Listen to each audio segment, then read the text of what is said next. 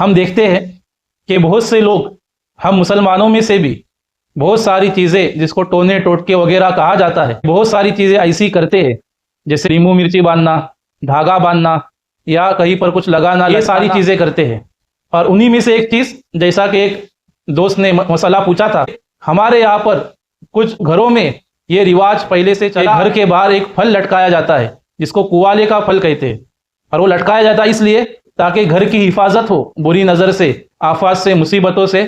اس نظریے اور سوچ کے ساتھ اس کو لٹکایا جاتا ہے۔ تو کیا ان چیزوں کو کرنا، کیا اس طریقے سے اس کو لٹکانا صحیح ہے؟ تو اس کا جواب یہ ہے کہ یہ سراسر غلط ہے۔ وہ لیمبو مرچی باندھنا، اسی طرح دھاگے دورے اسی طریقے سے اس پھل کو لٹکانا کہ اس سے جو ہماری حفاظت ہوں گی، یہ ہمارے عقیدے کا بگاڑ ہے۔ ہم اس نیت سے ان چیزوں کو اختیار کرتے کہ یہ چیزیں ہمیں بچانے والی ہے، تو یہ ہمارے عقیدے کا بگاڑ ہے۔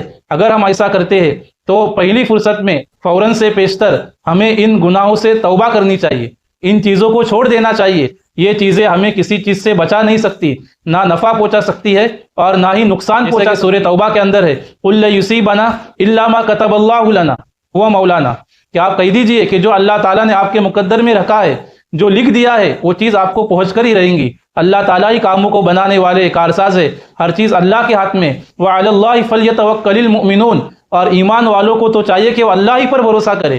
اس پھل کے اوپر، دھاگوں کے اوپر، لیمبو کے اوپر، مرچی کے اوپر، یہ ساری بیکار اور عقیدے کی خرابی ہے۔